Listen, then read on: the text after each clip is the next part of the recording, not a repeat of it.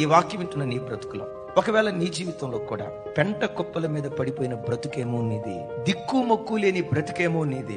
నా వెనక నాకు సపోర్ట్ ఇచ్చేవారు ఎవరూ లేరయ్యా, నా చేయి పట్టుకుని నన్ను పైకి లేవనెత్తే వాళ్ళు ఎవరూ లేరయ్యా, వెనుతట్టేవాళ్ళు, ధైర్యపరిచేవాళ్ళు, ప్రోత్సహించేవాళ్ళు, చేయి పట్టుకుని లాగి నన్ను పైకెత్తి నిలవబెట్టే వాళ్ళు ఎవ్వరూ లేరయ్యా, అయ్యో నేను ఏకాకినైపోయాను అని ఒకవేళ నీవు అంటూ ఉంటే ఒక శుభవార్త. అంది మార్గాల్లో నీకు లేకపోవచ్చు, దేవుని కృప నీకుంటే చాలు. నిన్ను ప్రోత్సహించే వ్యక్తులు లేకపోయి ఉండొచ్చు, దేవుని కృప నీకుంటే చాలు. నీకు సపోర్ట్ ఇచ్చే వ్యక్తులు లేకపోయి ఉండొచ్చు, దేవుని కృప ఒక్కటి నువ్వు వరంగా పొందుకోగలిగితే ఆ కృపే పెంట కుప్పల మీద నుండి లేవనెత్తి భూలోకంలో సింహాసనం మీద కూర్చోబెట్టగా.